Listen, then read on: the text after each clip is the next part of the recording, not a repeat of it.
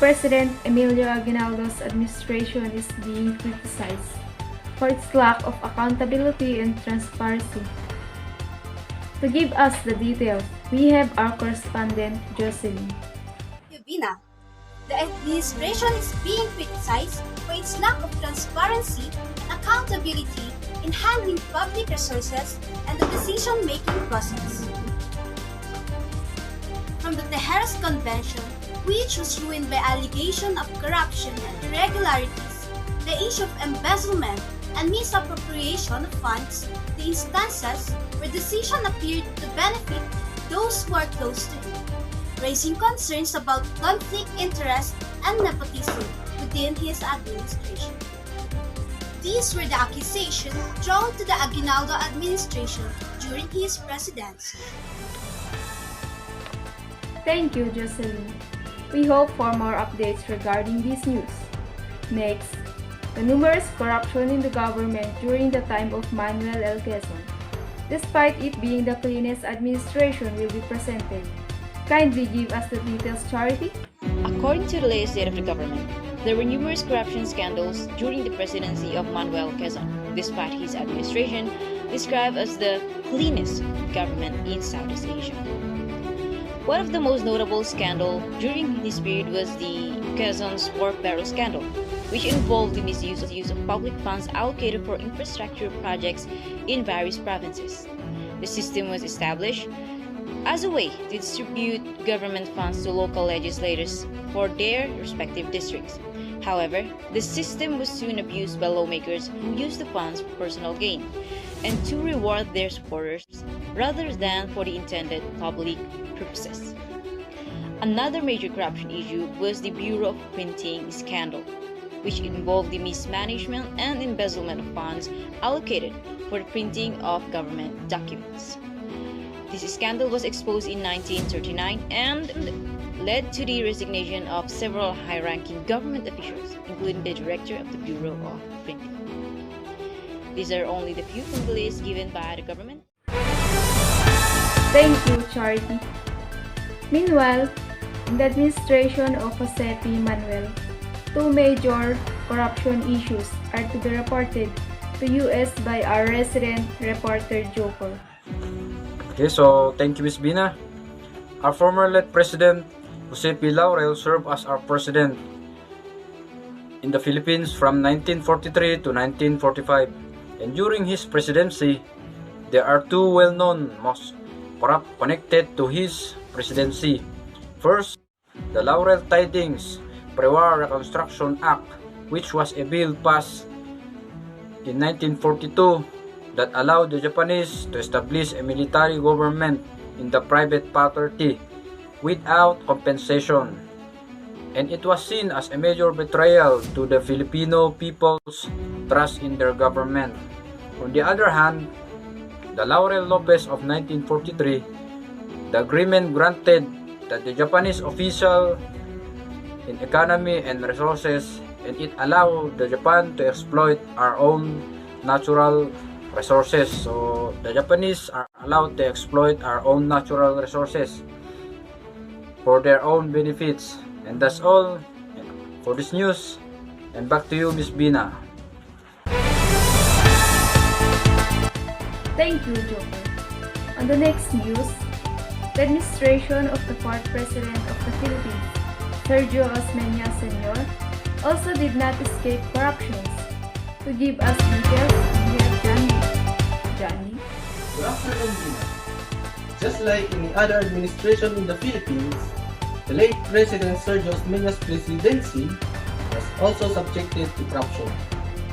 One of the major corruption issues during Osmeña's administration was related to the government contracts and procurement.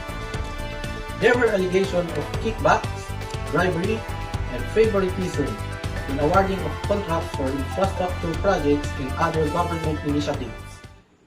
This is not only resulted in financial losses for the government, but also undermines public trust in the leadership. Okay, thank you, Johnny. To give us more details, reporting from the Malacanang Palace. JD.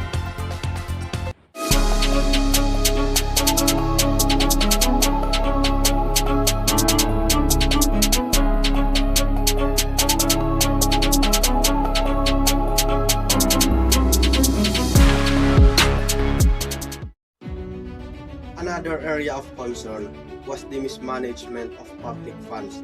Reports emerged of embezzlement and misuse of public resources by government officials, further exacerbating the economic difficulties faced by the country in the aftermath of the war. Ability within the government also contribute to the prevalence of corruption. During this time, weak regulatory mechanism and oversight allowed corrupt practices to flourish unchecked, leading to widespread disillusionment among the populace. Thank you, Jamie. For the next news segment of the day, History Retold. The infamous insular government of the American colonial period in the 1901 to be reported by Jude. One of the most significant corruption issues during the American colonial period was the so-called insular government.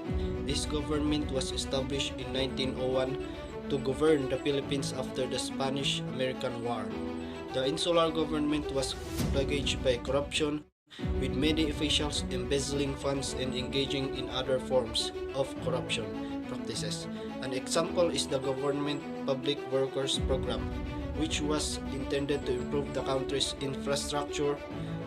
Unfortunately, it was ruined by corruption and mismanagement by the improve the country's infrastructure. Unfortunately, it was ruined by corruption and mismanagement by the higher officials. Many of the projects were poorly planned and executed, and the funds allocated for these projects were often diverted to private projects. Thank you, Jubert. Meanwhile, Ronnie is here with us today for the promotion of his new investigative documentary. Tell us about it. Thank you, Bina. This documentary titled My Home, My Land investigates the situation of our Filipino during the American colonization in regards to how Americans abuse the natural resources of our country. Often, bribery among Americans and local Filipino officials was done to acquire land or for kickbacks. It was a major corruption issue during the American colonial period. The exploitation of the Philippines' natural resources. The Americans established large-scale agricultural and mining operations in our country, which were often run by American companies. These operations were often carried out without regard for the environment or the rights of our local communities, and they resulted in widespread environmental degradation and social injustice, especially to the affected residents. The American-owned Philippine Tobacco Company was accused of using forced labor and engaging in other unethical practices. This documentary will be out on streaming sites soon. Now, it is an educational and important documentary, most especially for our youth, for them to learn about our history. Once again, thank you, Roy. To give us the tribute for the day, we have Wendell from Foresight TV.